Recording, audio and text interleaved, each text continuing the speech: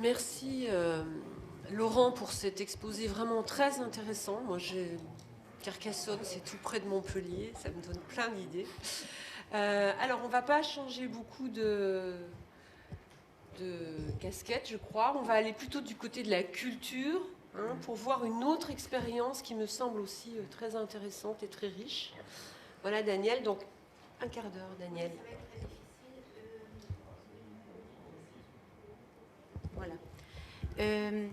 Bon, pour ceux qui me connaissent, vous savez que j'ai créé en 1991 à l'Opéra national de Paris un programme qui s'est appelé 10 mois d'école et d'opéra. C'était un programme absolument improbable parce qu'il rassemblait dans le lieu dit le plus élitiste de France les élèves qui en étaient le plus éloignés. Bon, il se trouve que ce programme fonctionne très bien, dépasse tellement les espérances. Maintenant, je ne suis plus à l'opéra, mais j'ai été rattrapée par le cinéma. J'ai reçu un coup de fil du directeur général du Centre national du cinéma qui m'a demandé de créer un programme avec le cinéma qui épousait la philosophie de 10 mois d'école et d'opéra. Donc je vais vous en parler tout à l'heure. J'ai choisi de vous parler aujourd'hui de ce programme. Alors, je vais vous dire, la donne a changé. En 1991, ça allait assez bien dans ce beau pays. Nous pouvions réaliser beaucoup de choses, avoir beaucoup d'espérance, des illusions même. Or, quand j'ai été appelée au CNC, au Centre national du cinéma, ça a été pas en septembre, en février 2015, juste après les attentats abominables contre Charlie Hebdo. Je vais vous dire, le choc a été tellement violent, on était tous dans la sidération.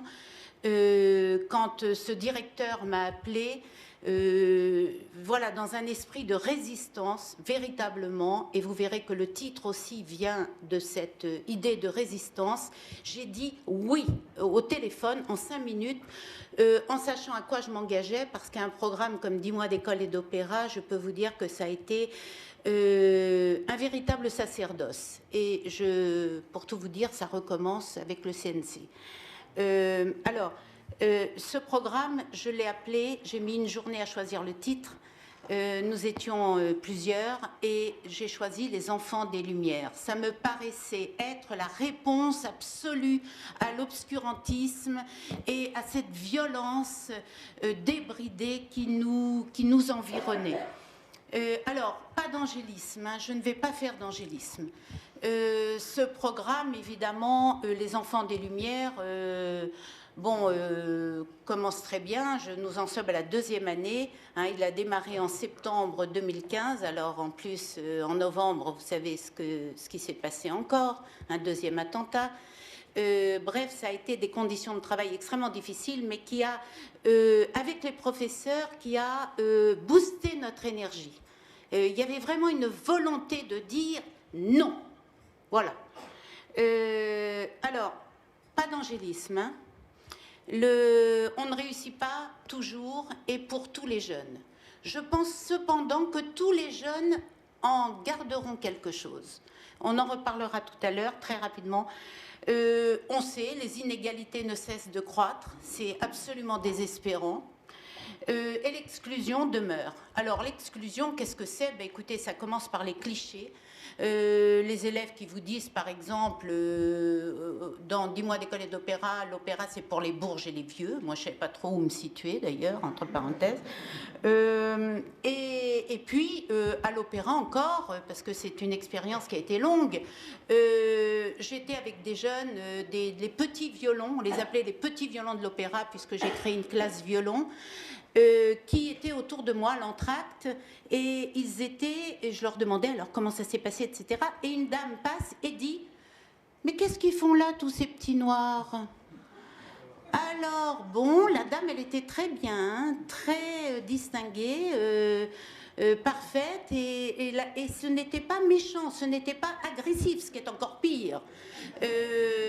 C'était intégré à... Voilà, c'est étonnement. Donc, je ne vais pas commenter ça. Je vais ajouter aussi que l'exclusion, c'est aussi la démagogie.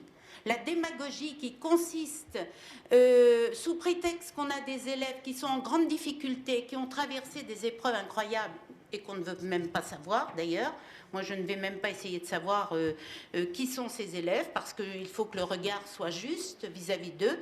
Et on baisse la barre pour que les élèves, on pense que les élèves vont vous aimer davantage. Eh bien non, ce n'est pas vrai. Ce n'est pas vrai. L'expérience pense c'est exactement le contraire.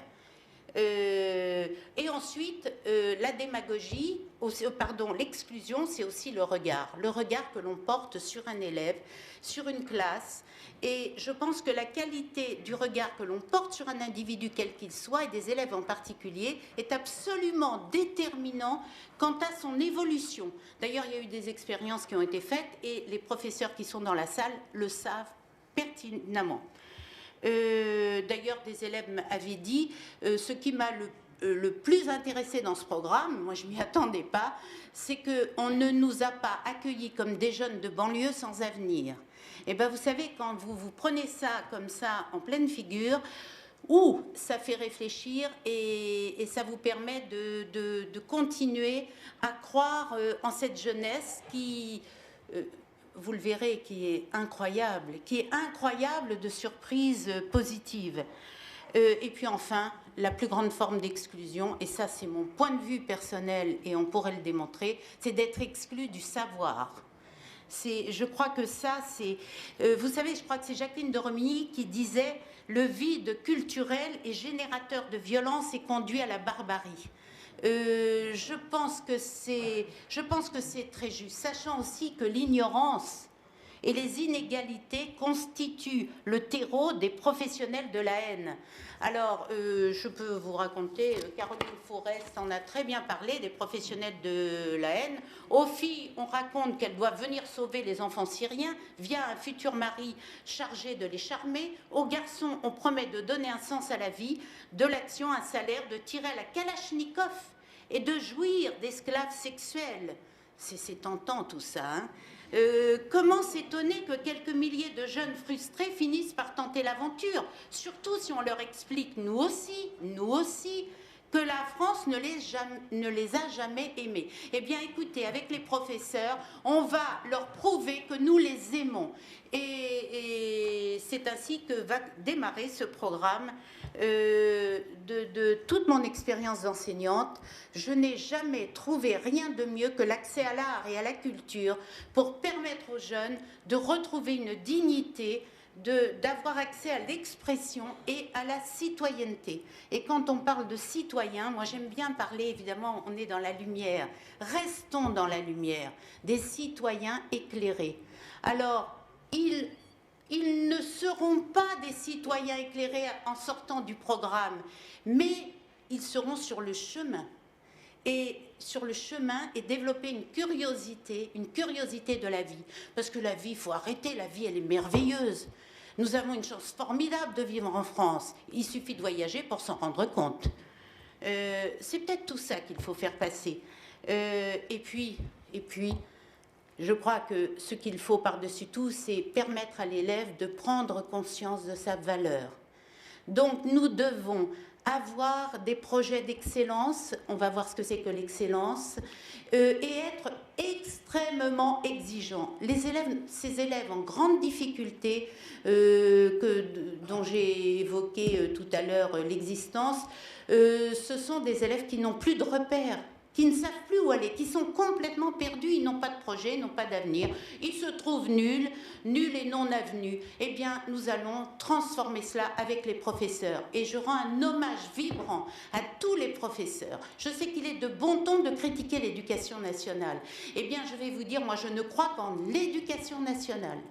Je pense que sans les professeurs, ce serait le chaos absolu. Voilà.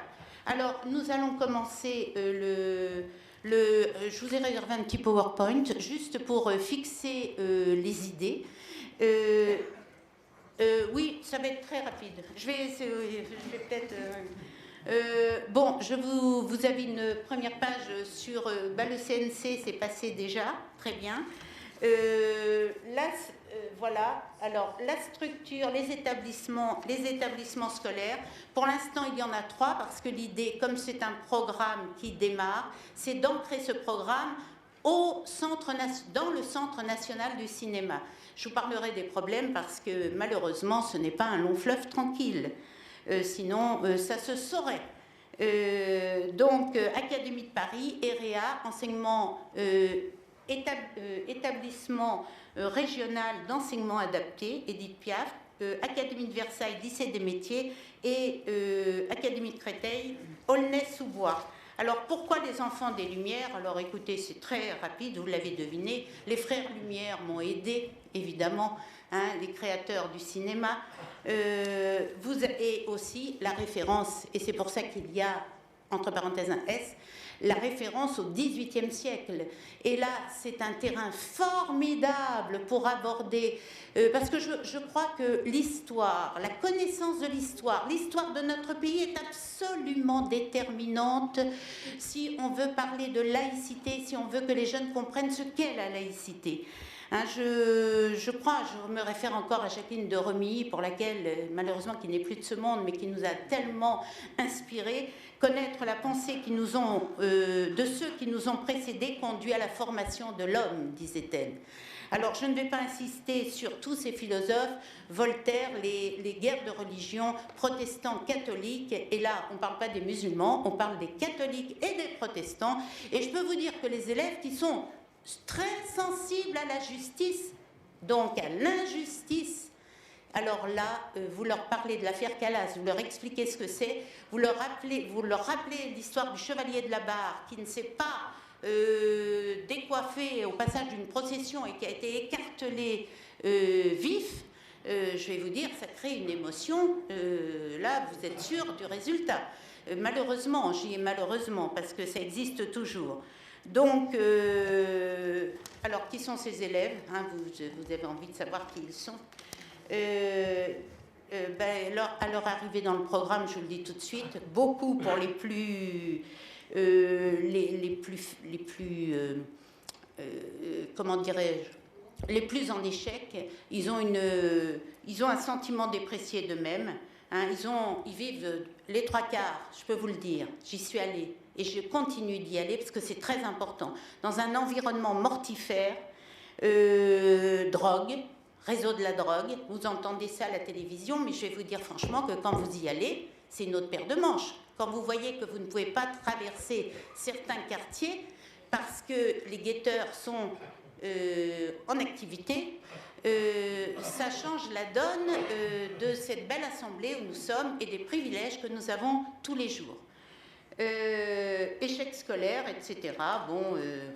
Et nous le savons, l'ignorance fragilise et rend vulnérable. Alors ces élèves n'ont pas été photographiés le premier jour de leur rencontre. Ils ont été photographiés 1 an et demi, c'est-à-dire il n'y a pas longtemps. Ces photos sont assez récentes, ce qui explique beaucoup de choses en les concernant. Ils sont dans des situations extrêmement positives. Alors c'est un programme complètement intégré à l'acte pédagogique. Les professeurs travaillent autrement avec un chef d'établissement qui est d'accord pour que tout ça se passe le mieux possible. On transforme éventuellement les emplois du temps. Donc vous voyez, c'est vraiment une chose absolument collective et l'art et la culture, le cinéma entre autres, est complètement intégré à l'acte pédagogique. C'est-à-dire on fait du cinéma dans toutes les disciplines. Alors quand je dis on fait du cinéma, c'est ironique. Forcément, c'est ironique parce que, vous le devinez, on leur projette des films qui ont beaucoup de sens, qui leur permettent d'avoir un rapport à l'histoire. Donc, ils comprennent aussi le sens, ça donne du sens à l'acquisition des savoirs. Et bien sûr, ces films sont présentés, débats argumentés, etc. Et le plus important, parce qu'il faut que j'aille tellement vite que ça devient très, très stressant, La découverte des métiers du cinéma, ces jeunes vont... nous avons des partenariats avec la FEMIS, c'est-à-dire ce grand établissement magnifique de référence où sont formés les plus grands professionnels du cinéma. Ils ont un rapport, parce que l'idée c'est qu'ils rencontrent des personnes qu'ils n'ont pas l'habitude de rencontrer. Et là, je vais vous dire, ça transforme tout. Parce que les professeurs, on les croit, mais alors quand ce sont des personnes extérieures qui parlent de l'art, de la culture, de cette nécessité pour arriver à créer quelque chose, hein, nous sommes héritiers de tous ceux qui nous ont précédés, et là, ça change complètement la donne. Ils rencontrent donc des professionnels, je vais vite, et alors, le plus beau de ce projet, c'est qu'ils réalisent leur propre court-métrage sur 2 années. Et là, écoutez, le 24 mars, Eureka, le 24 mars, nous présenterons les 3 courts-métrages des 3 classes, 3 courts-métrages complètement différents. Le premier, le film, c'est « Je suis nous ». Le deuxième, « Des nouvelles d'Alice ». Et c'est une histoire policière épouvantable. Le troisième, ah oui, oh là, j'ai eu beaucoup de mal à comprendre le mot, la fouteuse. Alors évidemment, dans l'expression populaire, ça fait peur, mais la fouteuse, F2O-T-E-U-S-E, simplement parce que dans cette classe, il y a une équipe de football féminine. Voilà. Et nous qui luttons contre le sexisme, c'est formidable. Alors, je ne sais pas, ce film, vous le verrez, car ils passeront sur Internet. Hein, vous prendrez le site du CNC. Honnêtement, aujourd'hui, je ne sais pas quel est le rendu. J'ai suivi le parcours. Non, mais le parcours, les élèves, je vous le dis tout de suite, sont absolument transformés. Je voulais aussi vous montrer, transformer, je vais vous dire en quel sens. Et je sais que tout le monde me dit stop, je vais... oui, j'ai des... Oui, c'est gentil. Oui, je le sens, c'est drôle, je le sens, ça me stresse complètement. Alors, élèves absolument transformés, les résultats scolaires en hausse. Et je n'ai pas insisté sur quelque chose, et ça a été dit ce matin, et c'est primordial. C'est l'appropriation de la langue, c'est savoir s'exprimer, on ne peut pas penser si on ne sait pas s'exprimer.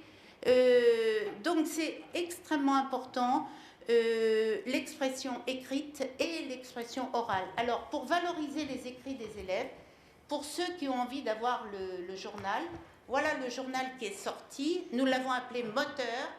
C'est le premier, le deuxième va sortir dans 3 mois. Voilà, vous regarderez, franchement, ça donne de l'espoir. Et tout à l'heure, on est passé sur un concours d'affiches que j'ai lancé, simplement pour stimuler tout le monde. Et en réalité, nous avons publié un petit ouvrage. Et si vous le voulez, écoutez, il n'y en aura peut-être pas pour tout le monde, mais je vous l'enverrai, pour ceux qui n'en auront pas.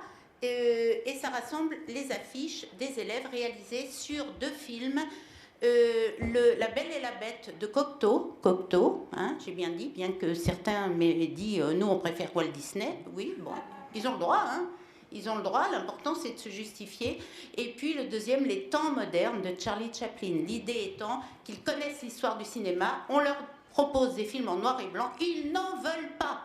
Eh bien, après, je vais vous dire, les choses changent et évoluent. Ils ont des ateliers de pratique artistique avec des professionnels du cinéma qui sont dans la dynamique de la création. Et et la transformation est totale. Alors, il y a des professeurs dans la salle, je ne sais pas, ils parleront peut-être des résultats. Je m'arrête. Non, j'avais une chose à dire. Non, c'était juste pour vous rappeler ce que Yehudi Menuhin, un grand violoncelliste, en plus, il est décédé maintenant, mais voilà ce qu'il a dit au Parlement européen, peu de temps avant de mourir. Ce n'est qu'avec une formation qui ne supprime aucun don de l'enfant, mais qui au contraire le civilise, que nous pourrons engendrer une société qui domine et absorbe la violence. C'est l'art qui peut structurer la personnalité du jeune citoyen dans le sens de l'ouverture d'esprit, du respect de l'autre, du désir de paix. C'est bien la culture qui... Je sais que ce n'est pas à la mode. C'est bien la culture qui permet à chacun de se ressourcer dans le passé et de participer à la création du futur. Je vous remercie.